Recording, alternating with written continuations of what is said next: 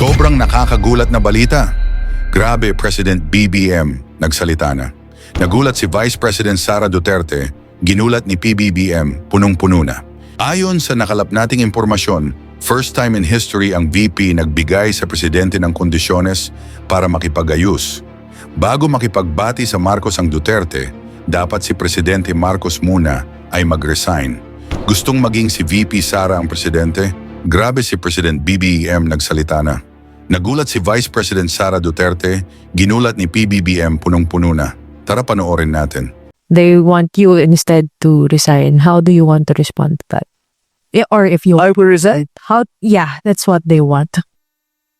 Ba't ko gagawin yun? At wala sa ugali ko yung tinatakbuhan ng problema. Magandang gabi po, Mr. President. Sir, you mentioned during your podcast na sawa na yung mga tao sa politika, and yet next week magsisimula na po yung impeachment trial against Vice President Sara Duterte. I'm sure I see the train of thought there. Sawa ang tao ng politika pero may impeachment. Yes, sir, because it's a political proceeding. So do you see this as a start of another political chaos? The legislators, the senators, and the House are going to decide on how to handle it. I don't think that they've made any decisions yet in that regard. So let's let it's in there. It's there. Nasa kanila yan eh. Mostly sa Senado, pero siyempre nandyan pa rin ang House dahil sila mag-prosecute. So they will have to decide between the two houses how they were going to conduct this. You remind, I was part of the Corona impeachment. We were making rules as we went along, and I think that's what will happen here too. So we'll see what happens. Sir, I understand malinaw naman po yung pahayag nyo that you have nothing to do with the impeachment trial. But do you wish na sana hindi na lang ito mangyari so as hindi na lang... How many times we have to say that? I didn't want impeachment. Lahat ng kakampi ko sa Kongreso hindi nag-file ng impeachment complaint. Yung mga nag-file ng impeachment complaint, hindi mo masasabing kaya kong utusan o pagsabihan na ito yung gagawin mo. So, why do I have to keep explaining that I did not want impeachment? Mr. President, Hi. again, this is in reference to your interview in the podcast where you said that you're open to reconciling with the Dutertes. And after you said that, certain conditions were floated. For example, Bongo said... No. That's not how reconciliation works. Okay. You don't put conditions to reconcile. If you're sincere, you want to reconcile, let's sit in front of you. Ano ba problema? Paano nangyari ito? Tanggalin natin ang problema. Pero sasabihin mo, hindi ako makikipag-usap hanggang ibigay mo sa akin ito. Wala pupuntahan na. Yeah, and that condition... Tapos na. That's not reconciliation. That's not even a negotiation. That's demanding. Those are setting conditions. That, So, ano sasagutin ng kabila? Itong gagawin mo, sasagutin mo, hindi, gagawin ko yan kung gawin mo naman ito.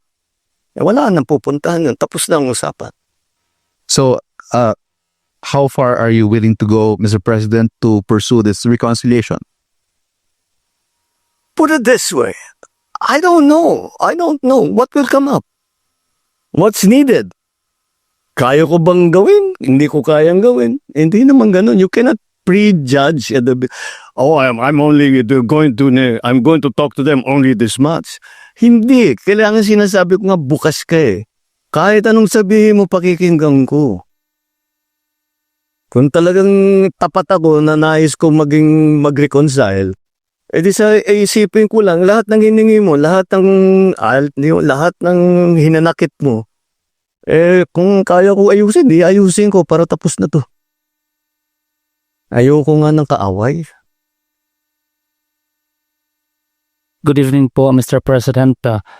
Any update po doon sa effort ho ng pamahalaan na may abot ho sa lahat ng mga Pilipino yung 20 pesos kada kilong bigas, at kamusta ho yung pagtanggap dito ng mga Pilipino, ng mga mamamayan po? Well, so hindi naman nakakagulat na siyempre tuwan-tuwa yung mga qualified na tumanggap kaya tinutuloy-tuloy natin yan. Yung mga nagsasabi, hindi, ano lang yan, medyo, ano lang yan, pampapogi lang yan, pang cosmetic lang yan. Well, they're fair to have that opinion, but kung it's unsustainable. It's really the what people are saying. Watch me sustain it,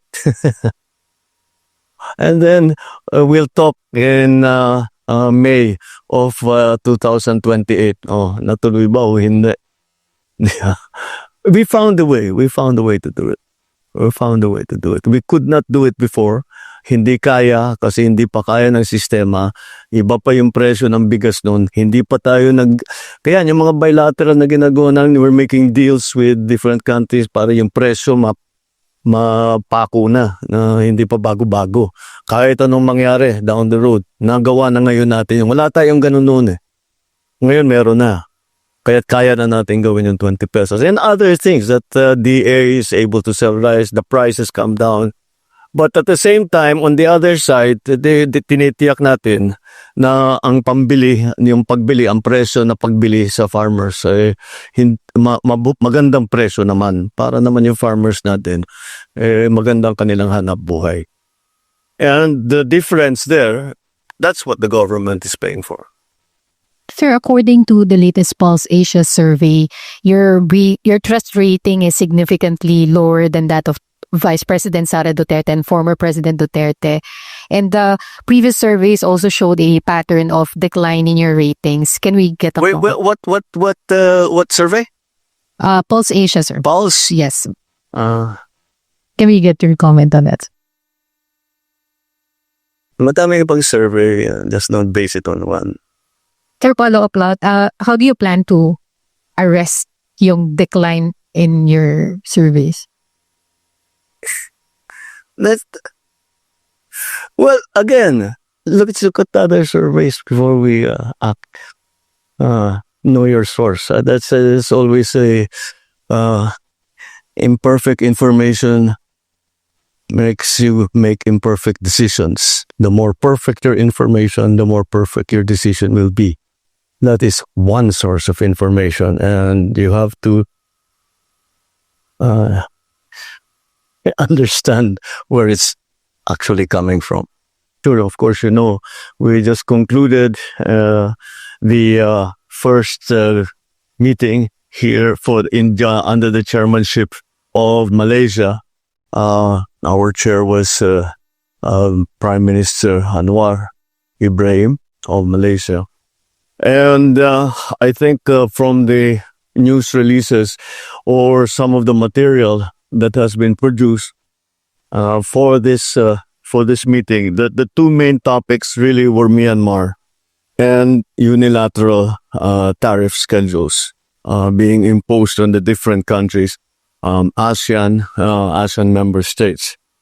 In terms of Myanmar, I think we have it's something that a couple of us actually, member states in ASEAN have been going to ASEAN and saying what we tried to do was with the 5 points of consensus that was agreed with between ASEAN and Myanmar. Not only has that improved the situation, has it not improved the situation? If we are to be very pragmatic or clear-eyed is the term that I use about it, it's clear that in fact the situation has gotten worse. And therefore, it is very important, it is critical to realize that, to recognize that, and to try something different. And so, Malaysia, before this meeting, had already started trying to make contact with the different stakeholders in Myanmar to try and get a feel of what needs to be done and how they can bring, at the very first, is a ceasefire, and a humanitarian, to allow humanitarian aid to come in. And the certainly the other countries that are deeply affected, such as Thailand and Indonesia and Malaysia, the identification and return of the refugees who ran to their countries when the war started. So what the Philippines propose, because in any analysis, this problem is not going to be solved in a year's time. And so I proposed to PM Anwar, which he agreed with, is that let us come to an agreement that since I am the chair for next year, that we should you should not limit yourself to making commitments or entering into agreements that may last beyond your chairmanship. Because so long as you and I agree, you, PM Anwar, and me, we agree on the principle of what you're committing to for ASEAN and for with Myanmar, and even if it continues beyond your chairmanship, we will pick it up when we become chairman, and we will build on that. So that's simply a new concept, because every time we have talked about Myanmar, we start again every single time. I've seen it in the past ASEAN conferences. So I think that there's new thinking now when it comes to Myanmar, and with the upcoming elections in Myanmar, there may be a hope of stability. It's a ceasefire first that we want, because the humanitarian cost is has become very, very large, and we cannot see the stakeholders in Myanmar managing to find any kind of common ground. And I'm not talking about government and the opposition. Even within the opposition, they're still squabbling, they're factionalized. So it's become quite involved and very complicated. The Malaysia has appointed a special envoy to work on this, and we actually have been in consultation with Malaysia since early this year. Concerning this, I sent a special representative upon the request of Prime Minister Anwar. So that's the new approach that we are going to bring to the problems in Myanmar. As to the second subject, which is the unilateral tariff regime that is being posed on many member countries. Well, first of all, we're trying to compare each other's situation. Kasi yung ibang ASEAN members, ang laki-laki ng tariff nila. All the way ranging from 40 hanggang sa 10%. Sa Singapore, pinakabababa. Tayo nga mabuti-buti. We're second from the bottom with 17%. Pero tinitignan kasi ang sinasabi ko nga sa kanila, okay, kung negosyante ka, pwede sasabihin advantage sa atin ito. Dahil kaunti lang yung tariff sa atin, mag-export tayo, di ba? Imbis na sila mag-export, dalhin nila rito yung pabrika, whatever it is, and then dito so 17% lang ang tariff. Pero kung isipin mo, kung you keep thinking about this, who do we do business with? ASEAN. Kung bagsak sila, who do we do business with? Kung bumibili sila ng 100 tons of, I don't know, coconut every year, every month, whatever the number is. Tapos humina ang kanilang ekonomiya, they can only buy 20. What will we do with the remainder? Hahanap na naman tayo ng markets. But if everybody is down, then everybody's markets will shrink. So it's a real problem. I also had actually good conversation with the premier of China, And I asked him, Premier, what do you think?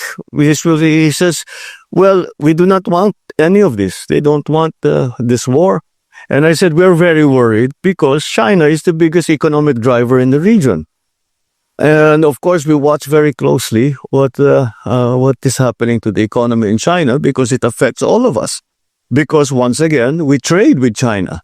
We have many investments in China and we have many Chinese investments in the Philippines. So, talagang kung makita mo, walang kung matuloy itong regime na unilaterally imposed, talagang babagsak. It has a global effect. And it is not going to be a good one. There will be, I believe, a shrinkage in economic activity. I hope not. I hope I'm wrong. But so ang aming laging pinag-usapan, what will happen after the 90 days pause is over? And that's what we will. And basically, we're just guessing. We don't know. We don't know what will happen between now and July when the 90 days runs out. We don't know how it will be different from each one country to the other. The reason I asked the Premier of China is because sabi ko, you're the center of attention, so I wanted to see what your insights were. But we are in agreement, and I in the side discussions, it was not in open session, but in the side discussions, I was telling the other leaders, I said, what we have to recognize is that kahit ano pang mangyari, kahit ibalik, bura lahat, rewind lahat, back to what it was in January. Tomorrow, nangyari tomorrow, we're back to square one. Tungkol sa tariff, meron ng permanent effect na hindi na mawawala. May effect nung pag-impose ng tariff schedule na hindi na mawawala. Nandyan na. Just the risk assessment for any businesses and any investment is changed now. Because this can happen. Pwede palang mangyari ito. So yung risk assessment magbabago. So I was telling all the others, what we have to do is to identify what those changes are going to be. Is it damaging, or is it to our advantage, or is it something that we can maximize? And that's how we need to adjust. Because whatever else happens, this will change, this is changing, this will change, this has changed. First of all, the structure of world trade is completely different now from what it was before. The conclusion also that we arrived at is that we have to depend more on each other, on ASEAN. ASEAN, malakas naman ang loob namin sa ASEAN member countries. The economies are vibrant, masigla ang kanilang mga ekonomiya, masigla ang ating ekonomiya. Kaya't kailan maaari naman natin gawin, sabihin na kung nahihirapan yung iba, tayo na lang muna mag-usap-usap. If we cannot sell to these markets anymore, then let's sell to each other's markets. But it seems that the best, most solid way forward is to be a reliable partner for each other in ASEAN. And it's impossible for anyone to disagree because that is the obvious answer. So that's more or less what we did on those two subjects. The other feature that we didn't have in previous ASEAN meetings was the GCC, which I think is a very, very good idea. Plus the GCC China trilateral meeting. If you put these groups together, just start with the GCC and ASEAN, you put that together, that is a very important economic bloc. And if we come to a good arrangement, then that will be rivaled to any kind of economic bloc anywhere in the world. And that is well recognized. Of course, as they say, the devil's in the details, so that has to be worked out. Each country has a different approach. Each country has a different context, in different situation that they have to work within. So that's something, but conceptually anyway, in terms of principle, we all agreed on that. And the same thing applies with the trilateral with GCC and China and ASEAN. Talagang pag pinagsama mo lahat yan, this is a very large part of the world population and certainly a very large part of the world's wealth and economic activity and growing economic activity, energetic economic activity. So that I think was a very good initiative by PM Anwar. And I think I'm, even if we do not, kahit na hindi tayo makabuo ng agreement, ASEAN GCC, this is a big opportunity for member countries of GCC, member countries of ASEAN to interact and to find ways to find some things to do. The same thing with China. So I think it is also in response again to the instabilities that we all are worried about on the global economy. You're trying to strengthen different groups instead of talking only about the EU, only talking about the United States or North America. We now have to think about other places that will develop their own markets, that we can invest in, that can invest in us, that we can trade with. And that's pretty much that's pretty much a quick thumbnail sketch of all the things that we spoke about. Of course, there were all the bilaterals, which, as you know, are usually very productive, and we had a few of them. I just came out of one with the Crown Prince of Kuwait. So again, those bilateral contacts are very, very important, and we of course continue to encourage that. We spoke with both Thailand and Cambodia about opening up access to their markets for certain Philippine products. And we spoke now with Kuwait about the interaction between the Philippines and Kuwait and how they would like to, how grateful they are for the contribution that our OFWs have done to the development of their country. And they have been very kind to us. And so, although this is more or less what happened in the past couple of days. Hi sir, good evening. Sir, kanina nabanggit to ni Minda Secretary Tereso yung about po sa 300 million from the ADB. 400 million, sorry. Sir, gaano kalaking bagay po ito sa development po ng Mindanao? Oh, malaki. Malaki. At ang ADB, this was part of the BIMP-YAGA discussion. At the ADB made commitments, as it has always done, because ADB is really our counselor when it comes to the BIMP-YAGA projects. $400 million, as if you put together with the downstream effects of that. And the reason that the ADB, because we can see that there will be very advantageous downstream effects to that, is a big deal. That especially Mindanao actually is I think if we are going to shepherd it and to help it be as successful and do everything we can to make BARM successful.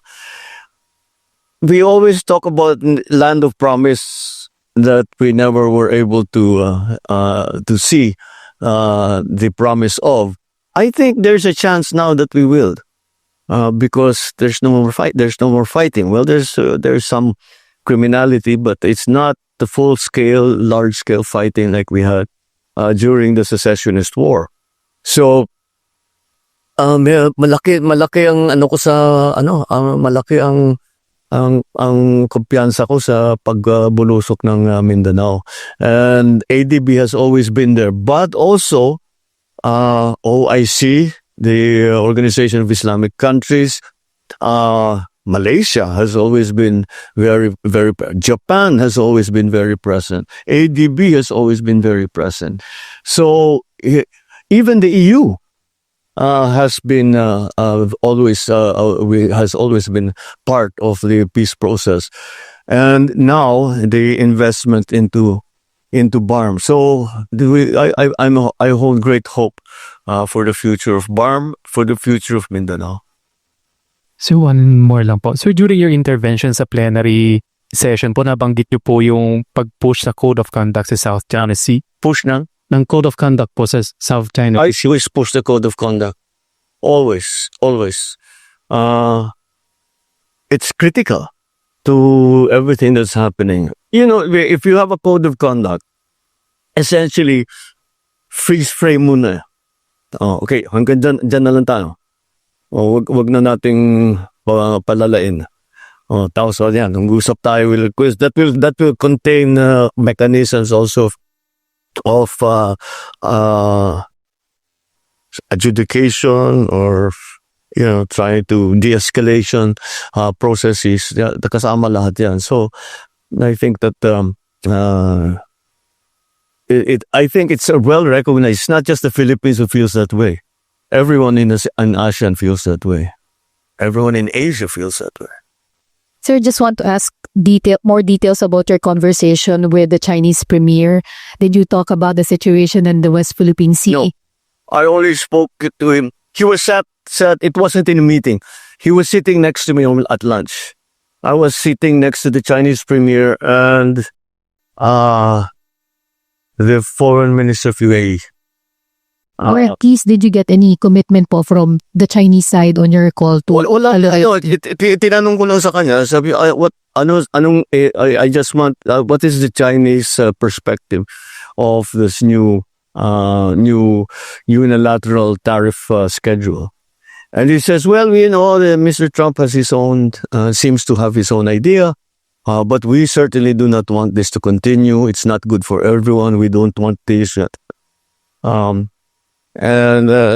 So that's we were just walking along. Di kami nakaupo na nag-usap ng ganun. But I was very, very curious to get a little bit beyond the party line, because we've heard what China says on TV, dun sa mga nila. But to be able to get the chance to talk to the premier, I thought I was hoping to get. And yun ganun din. I think, yes, you can see that it's sincere on their part that they do not want this. They do not want this to carry on. They want everything to be normalized. The ILG Secretary John B. Cremulya yesterday said that nakapili na kayo ng bagong chief PNP. Is it true? Kung totoo, Mr. President, sino po siya? Actually, it's oh God, it's the answer is more complicated than that, as ever. I would rather not use this forum to announce that. I think I should talk to them first, because the official decision has not been made. They should hear of it. It's here. Whoever it is should hear about it first from me. Not through the news. But yes, we're very clear on what we're going to do next. Clarify ko lang po, Mr. President. May napili na po kayo? May napili na po kayo? Meron na po. Talking about peace and order, security, Mr. President, ano po yung magiging marching orders niyo doon sa bagong chief PNP? Especially na gusto niyo i-intensify yung police visibility sa mga kalye. Well, what will I tell the new chief PNP? The new chief PNP is a very senior officer in the PNP. He knows the situation, and I will actually tell them, carry on what you are doing, because we have very good statistics concerning crime, and For example, there's a report here, Metro Manila crime rate is down by 23% in 6 months. If we are going to look here at the crime result at the national level, where are the index crimes? Eto. From the period of last year, same period last year, ito na lang, focus ka kasi ayokong basahin lahat. So, 15,156 last year in the period of January 1 to May 16. And the period from January 1 to May 16 of 2025, it went down from 15,156 to 11,493. That minus lahat. When you make that comparison of January 1st to May 16 of last year to this year, everything, murder, homicide, physical injury, robbery, theft, rape, carnapping, all went down. So they must be doing something right. Now, what we have been talking about is making policemen more visible. This is to make people feel safer. I perfectly understand that. I perfectly understand that. That basta, kahit pa paano, may pulis dyan. May umiikot dito na pulis. Konting sigaw lang, tatakbo na yan. That's important. It's important to people. So, despite the fact that maraming maganda namang result na statistic, na maganda naman ang nagiging trabaho ng kapulisan natin in terms of law enforcement, kailangan din, hindi sapat na marami tayong nababawasan natin yung krimen. Kailangan nakikita yung pulis para feeling safe naman yung mga tao. That's why this new program of cops on the beat has been initiated. Mr. President, one last thing na lang on my part. Doon sa podcast ninyo, narinig ko doon sa pagkakasabi nyo, yung 5-minute immediate police response. Will you please expound on that, Mr. President? Well, first of all, we have been working we've been working since last year on this. It's not so easy, but it's good to centralize the emergency calling. And right now, actually, the response time, meron ba tayong response time dito? Yung response time natin bumaba na rin, especially in the urban areas. Siguro, of course, wala, there's no, but there are no statistics here. No. So we're trying to centralize the emergency calls. So pagtatawag ka ng emergency, whatever, tapos isa lang yung number. Kasi bawat bayan, halos bawat probinsya may sarili. So we'll centralize it para maging mas mabilis at diretso ka agad makadispatch siya ng pulis pagka may problema, pagka may gulo. So we're hoping that at least in the urban areas, that we're hoping 5 minutes. That's the aspiration. Once again, I hope. I think naman if we have the cops on the beat and they're in good direct communication with their dispatchador, then that will be the system that will be a good quick response. Pero kailangan mabuong system. One of the problems with the emergency call system is the statistic that about 70% are prank calls. So that's why we have to see how we can minimize that. Good evening, sir. Hi, good- Last Friday, Executive Secretary Bersamin announced that he did not accept his resignation and that the economic managers were retained, and there were other movements that were announced. The Executive Secretary also said that there would be new announcements on movements by tomorrow. Would you like to share with us? Nope, not yet. I'll share with you one thing. That as we were doing the performance review, and when we see shortfalls in performance. I don't leave it at that. I look and ask, why is that the case? And that is why we asked all the heads of agencies to also submit their courtesy resignations, because we have to look at deeper, not just look at the secretary. The secretaries, I think, all of them. Some have to be moved around. Some have chosen to leave, or no longer think they can contribute. But in any case, we are looking at the problem deeply. Siguro by now, I don't do things pang optics.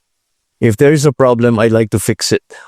So that's what we are doing. So expect us to be doing a rigorous performance review, not only at the cabinet level, but even deeper. Ngayon, ikaw, bilang Pilipino, ano ang masasabi mo at reaksyon sa balitang ito? Mag-iwan ka ng komento sa ibaba at atin pong babasahin isa-isa.